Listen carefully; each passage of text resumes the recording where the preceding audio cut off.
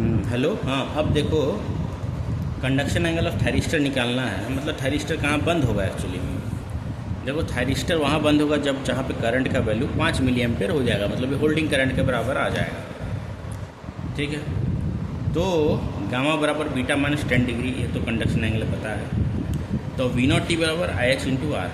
तो आर का तो वैल्यू पता चल गया है, आई एच का वैल्यू ये है। तो यहाँ पे हो गया आई एच इंटू आर, तो बीटा यहाँ से निकल गया वी एम साइन बीटा बराबर ये, तो बीटा बराबर ये। तो बीटा एक्चुअली में कितना है, ये हो गया, ये 4.975 डिग्री नहीं होगा। ये कौन सा एंगल हो रहा है, ये एक्चुअली ये वाला वैल्यू निकल रहा है, लेकिन यहाँ पे तो ये तो अल्फा है ना, यहाँ पे ये निकल रहा है, लेकिन 180 डिग्री प्लस है। ठीक है ना, 180 डिग्री प्लस है ना, तो 180 डिग्री से माइनस करेंगे ये वाला एंगल, तब जाके ये एक्चुअल एंगल हमको मिलेगा, ये वाला। तो ये हो गया बीटा। ठीक है, तो ये बीटा, अब गामा बराबर ये माइनस ये हो जाएगा, तो यहाँ पे बीटा का वैल्यू निकल गया इतना, गामा का वैल्यू इतना निकल गया। तो कंडक्शन टाइम बराबर ये बाई ये 5/180 9.172 मिली सेकेंड आंसर। ठीक है, अभी देखो, अभी आते हैं one phase full wave rectifier, लेकिन अब आएंगे मिड पॉइंट कंट्रोल रेक्टिफायर में।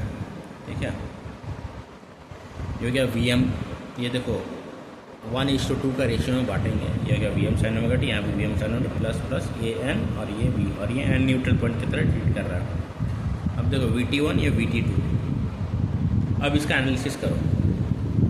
ठीक है, अब इसका एनालिसिस करते हैं, लेकिन इसमें एक चीज़ याद रखना, कंटिन्यूस और रिपल फ्री कंडक्शन हम लोग एज्यूम करके चल रहे हैं।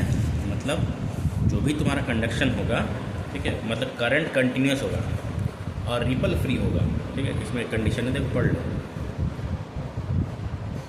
Continuous and ripple free conduction, मतलब करंट कंटिन्यूस होगा और क्या है, zero loss and zero continuous conduction. RL और RLE लोड के लिए निकालेंगे। सोर्स इंडक्टेंस यहाँ पर 0 है। मिड पॉइंट रेक्टिफायर, ब्रिज और फुल वेव रेक्टिफायर दोनों देखना अभी हम लोग को, तो मिड पॉइंट रेक्टिफायर ही देखते हैं। ठीक है, तो मिड पॉइंट रेक्टिफायर देखते हैं। ठीक है, यहाँ पे ये देखो V M sine omega T, V M sine omega T plus VT1 और ये प्लस VT2। देखो, अब यहाँ से 0 से ओमेगा 2 से अल्फ़ा, देखो यहाँ पे हम इसका एनालिसिस अभी नहीं कर रहे हैं, अभी अल्फ़ा से ओमेगा 2 से पाई का करते हैं। अभी देखो यहाँ पे T1 क्या होगा, फॉरवर्ड कंडक्शन मोड में। ठीक है, क्यों, देखो यहाँ पे पॉजिटिव होगा, ये वाला क्या हो जाएगा, ये वाला देखो तब तक क्या होगा, ये पॉजिटिव होगा, लेकिन ये वाला ऑन नहीं होगा, इधर वाला पॉजिटिव आ रहा है ना, तो ये देखो यहाँ पे पॉजिटिव के नेगेटिव हो गया।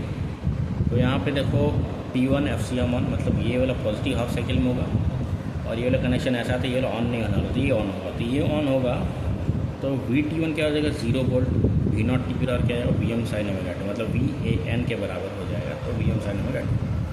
तो यहाँ से ई वेव का देखो, ये वाला ये क्या चीज़ का वेव है, हमारा वी नॉट टी का, तो VAN साइन ओमेगा टी। यहाँ तक हम ड्रॉ कर दिए, क्यों कंटिन्यूस कंडक्शन है। ठीक है, डिवाइस ऑफ नहीं हो रहा ना, ठीक है, तो यहाँ से हम यहाँ तक तो खींच दिए, लेकिन करंट कंटिन्यूस है। एक्चुअली देखा जाए तो ये यहाँ तक बंद हो जाएगा, आर लोड है तो यहाँ तक बंद हो जाएगा। ठीक है, लेकिन continuous and ripple free conduction हम मान के चलो, तो करंट यहाँ तक ड्रॉ करना पड़ेगा, वी नॉट टी यहाँ पे आएगा।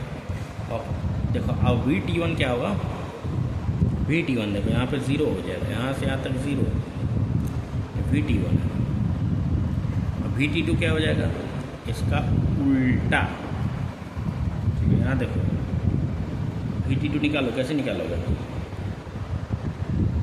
ये हो गया 2VM साइन ओमेगा टी, ये VM साइन ओमेगा टी। ठीक है, ये देखो ये हो गया, यहाँ पे निकालो, इस पॉइंट पर निकालो। ठीक है,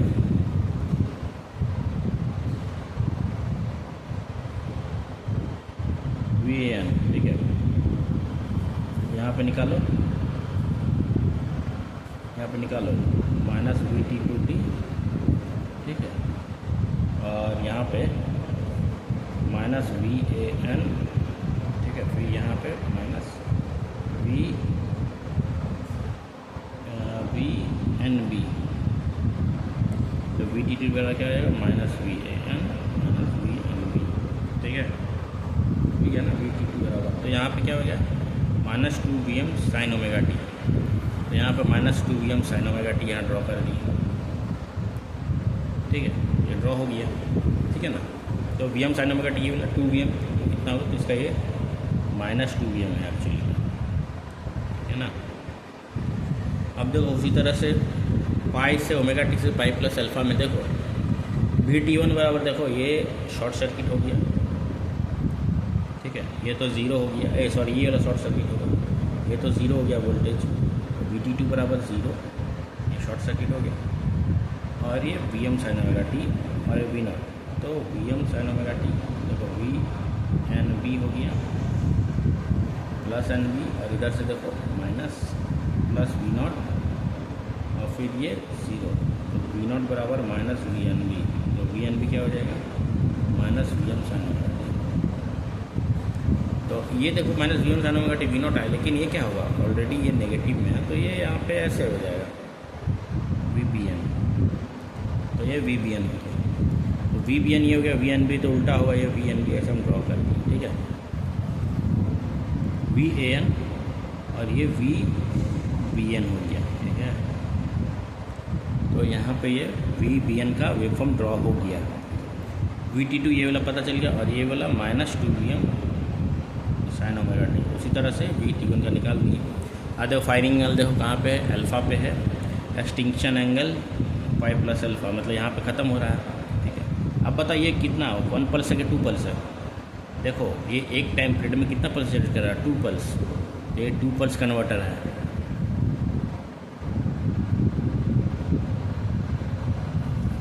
अब देखो यहाँ पे देखो एक्सटिंक्शन एंगल कहाँ पे ख़त्म हो रहा है, पाई प्लस अल्फ़ा पे, तो पाई प्लस अल्फ़ा पे हो गया। कंडक्शन एंगल गामा, गामा बराबर pi plus alpha minus alpha, तो पाई हो गया। DC बराबर pi by omega, conduction angle by omega, तो पाई बाय ओमेगा हो गया,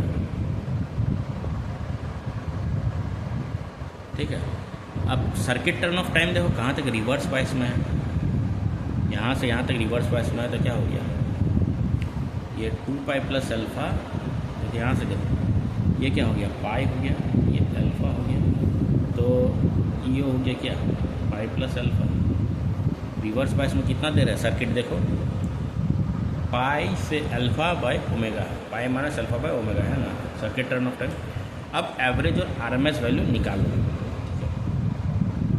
इसका एवरेज वैल्यू निकालो, कैसे निकालोगे, अल्फ़ा से पाई प्लस अल्फ़ा, तो 1/2 pi by 2, 2 pulse converter 2 pi by n, तो यहाँ पे Vm sin ओमेगा टी, तो यहाँ पे क्या आ जाएगा 2 Vm by pi cos alpha, V0 average बराबर 2 Vm by pi into cos alpha. अब V0 एवरेज बराबर क्या हो जाएगा, I0 average into R plus E, ठीक है। इंडक्टर का वोल्टेज कैलकुलेट नहीं हो रहा है, क्यों नहीं हो रहा है, क्योंकि average voltage of inductor is 0, ठीक है। आप थायरिस्टर का एनालिसिस करो, ठीक है, मिड पॉइंट रेक्टिफायर का। अब जो करंट देखो I0 देखो कहाँ से कहाँ तक लाई करेगा, I0 तो full continuous ripple free conduction है ओमेगा टी, ये I0 हो गया, I0 तो फुल रिपल फ्री कंडक्शन है ना। तो यहाँ पे थायरिस्टर करंट देखो, थायरिस्टर करंट अल्फ़ा से पाई प्लस अल्फ़ा, फिर 2 पाई प्लस अल्फ़ा से 2 पाई प्लस अल्फ़ा हो गया, अल्फ़ा से 2 पाई प्लस अल्फ़ा, और ये 2 पाई प्लस अल्फ़ा से 2 पाई प्लस अल्फ़ा। अब इसका एवरेज वैल्यू निकाला IT1 का, तो एवरेज वैल्यू क्या होता है स्क्वायर वेव का, मतलब peak value into existing time by total time. लेकिन याद रखना है ए सिमेट्रिक के लिए होता है, सिमेट्रिक के लिए क्या हो जाएगा, एवरेज वैल्यू बराबर पीक वैल्यू इनटू, ठीक है, जितना देर एग्जिस्ट कर रहा है बाय एग्जिस्टिंग टाइम, ठीक है, मतलब सिमेट्रिक के लिए एग्जिस्टिंग टाइम बाय ये वाला टाइम, ठीक है ना, मतलब टोटल टाइम नहीं होगा, मतलब सिमेट्रिक जैसे मान लो इसका हो गया, तो ये बराबर क्या हो जाएगा 2 पाई है, सपोज दैट ये पाई हो गया, तो उस केस में कैसे निकालेंगे, ये वाला टाइम प्लस ये वाला टाइम, ठीक है। सिमेट्रिक हो गया तो 2 पाई, ये पाई हो गया, तो I0 into pi by pi कांड, तो मतलब I0 हो गया इसका एवरेज वैल्यू, ठीक है। सॉरी ये RMS वैल्यू बता रहे थे, ठीक है इसका, ठीक है ना। आप और इसका एवरेज वैल्यू, ये RMS वैल्यू की बात करें, सॉरी ये RMS वैल्यू है, ये RMS वैल्यू, ठीक है। एवरेज वैल्यू बराबर ये existing time by total time, ठीक है। इसका RMS value I not into pi by total time, ठीक है। फुल ब्रिज कन्वर्टर के लिए देखो ये तो समझ गए, तो देख लेता और कुछ छूटने नहीं गया। हाँ देखो existing time by total time, ठीक है। यहाँ पे देखो वी नॉट एवरेज बराबर 2 VM by pi into cos alpha, ठीक है। अब ये तो हो गया। अब कंट्रोल्ड रेक्टिफायर का देखते हैं। अब देखो वन फेज रेक्टिफायर का देखते हैं कंट्रोल्ड वर्जन। सबका एनालिसिस वही है, ठीक है। ये अल्फ़ा से ये इतना इसका आएगा, ये आएगा। अभी करंट देख लो, IT1 का वही है, IT2 का वही है, ठीक है। जो T1 का करंट है वही तो सोर्स करंट है, ठीक है। अब देखो जो मैं रेफरेंस है उसके हिसाब से वो नेगेटिव है। कहने का मतलब क्या है, देखो यहाँ पे ये I0 का वैल्यू बता रहा है, ठीक है। ये तो सोर्स करंट नहीं है, ये I0 है। I0 कहाँ पे है वो देखने दो, ठीक है। ये तो इसका कॉन्फ़िगरेशन है जो इसको उलट दे रहा है, लेकिन I0 तो देखा जाए तो वो नेगेटिव ही है ना, ठीक है। ये वाला, ठीक है, ये ISNT, ठीक है, ये I0 है, ठीक। ये कौन सा करंट है, ये IST है, IST ऐसे जा रहा है एक बार, ठीक है, लोड में एक बार यही वाला करंट इसमें जा रहा है, ऐसे करके रिटर्न आ रहा है। तो करंट क्या हो रहा है, नेगेटिव है ना, एक पॉजिटिव से जा रहा है, एक बार नेगेटिव, पॉजिटिव वाला जा रहा है, ऐसे एक बार ऐसे जा रहा है। एक पहला साइकिल में क्या हो रहा है, ऐसे जा रहा है, रिटर्न आ रहा है। पहला साइकिल में पॉजिटिव दे दिए और नेगेटिव में देखो सेकंड हाफ साइकिल में देखो करंट इधर से दौड़ रहा है, इधर से दौड़ रहा है, फिर इधर से रिटर्न आ रहा है, एक इधर से रिटर्न आ रहा है, इधर से गया, अब देखो फिर इधर से रिटर्न आया।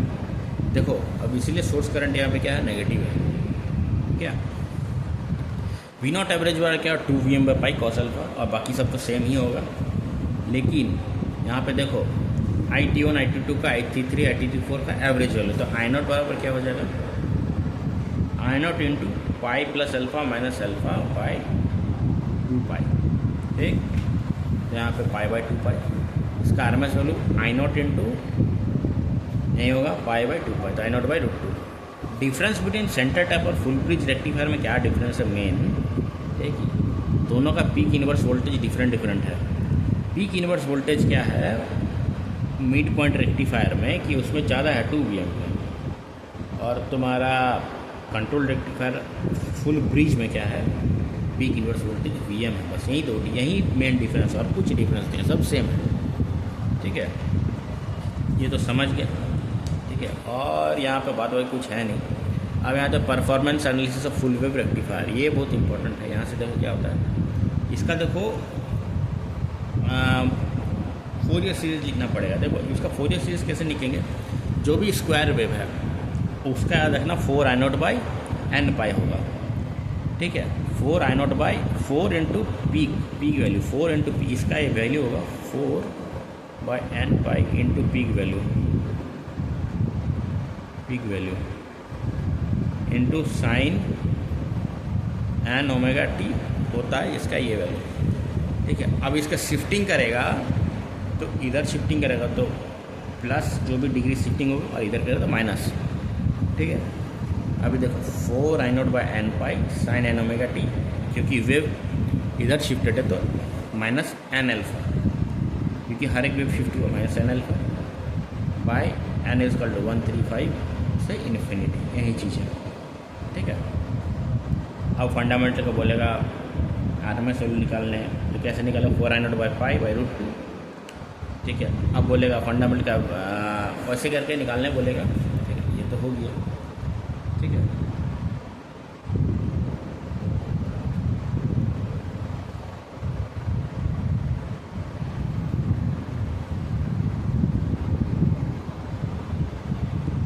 ये देखो current distortion factor, displacement factor, input power factor, reactive power, active power, harmonic factor, ये सब चीज़ जो है इंपॉर्टेंट है। कुछ कुछ टर्मिनोलॉजी से वो सब देखना पड़ेगा तुमको, ठीक है। करंट डिस्टॉर्शन फैक्टर क्या होता है या फिर वोल्टेज डिस्टॉर्शन फैक्टर क्या होता है? फंडामेंटल कंपोनेंट का आरएमएस वैल्यू बाय जो टोटल का है उसका आरएमएस वैल्यू। मतलब फंडामेंटल का आरएमएस वैल्यू, अब मान लो वोल्टेज डिस्टॉर्शन फैक्टर, तब क्या होगा? फंडामेंटल का आरएमएस वैल्यू बाय सोर्स का आरएमएस वैल्यू, ठीक है। ये हो गया करंट डिस्टॉर्शन फैक्टर या फिर वोल्टेज डिस्टॉर्शन फैक्टर। इन्वर्टर में वीडीएफ होगा, ठीक है। डिस्प्लेसमेंट फैक्टर देखो क्या होता है? सोर्स वोल्टेज और सोर्स का फंडामेंटल करंट, सोर्स वोल्टेज और सोर्स का फंडामेंटल करंट के बीच में जो क्रॉस होगा वही होता है तुम्हारा डिस्प्लेसमेंट फैक्टर, ठीक है। ये हो गया। इनपुट पावर फैक्टर क्या होगा? तुम्हारा जो भी क्या बोलते हैं तुम्हारा जो भी तुम्हारा मतलब एपरेंट पावर, ठीक है, एपरेंट पावर और एक्टिव पावर के बीच में जो एंगल होगा वही होता है तुम्हारा इनपुट पावर फैक्टर, ठीक है। तो एक्चुअल वाटेज पावर क्या होता है? जो फंडामेंटल कंपोनेंट से डिलीवर होता है वही तुम्हारा एक्चुअल वाटेज पावर होता है जो कि कंज्यूम होता है, और बाद बाकी सब तो कंज्यूम नहीं होता है, ठीक है। तो फंडामेंटल कंपोनेंट जो प्रोवाइड करता है वही तुम्हारा ये होता है, क्या बोलते हैं, तुम्हारा वाटेज पावर होता है, ठीक है। तो V S R into I S R one, ठीक है, बाई कॉस फाई वन, और apparent power V S R into I S R. तो ये हो गया C D F into displacement factor. Active power क्या होगा? वहीं देखो V S R into I S R one into cos phi one. Cos phi one क्या हो गया? तो इनपुट पावर फैक्टर, ठीक है। तो ये हो गया फंडामेंटल और सोर्स वोल्टेज के बीच में जो एंगल होगा, तो ये क्या हो गया? अल्फ़ा है, तो डी एम कॉस अल्फ़ा, ठीक है। ये होगा तुम्हारा एक्टिव पावर, ठीक है, क्योंकि वोल्टेज तो डिस्टॉर्ट नहीं हो रहा है, डिस्टॉर्ट होता है तुम्हारा करंट, ठीक है। करंट ही ना डिस्टॉर्ट हो रहा है, इसीलिए यहाँ पे सोर्स वोल्टेज और करंट के बीच में हम लोग एंगल निकालेंगे फंडामेंटल। देखो वोल्टेज का वेवफॉर्म कैसा है? ऐसा है, और करंट का वेवफॉर्म कैसा है? ऐसा है।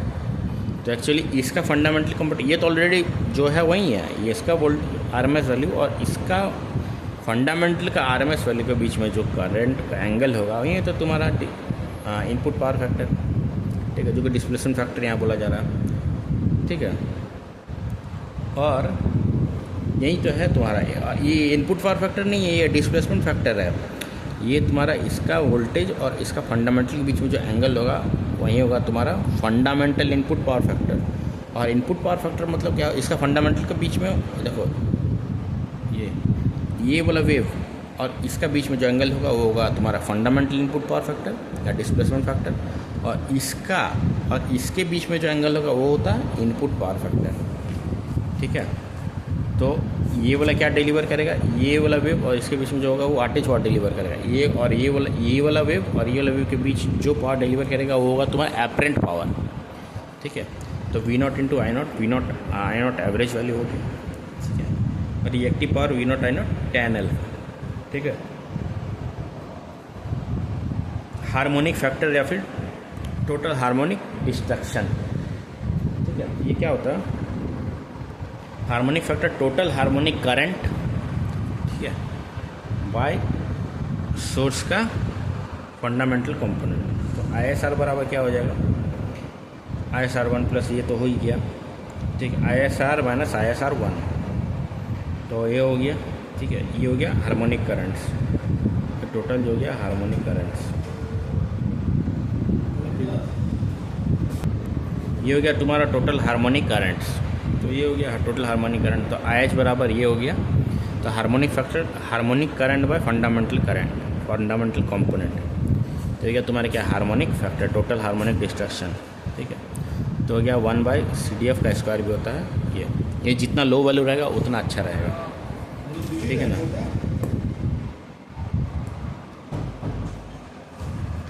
ये हो गया तुम्हारा खत्म। Thank you.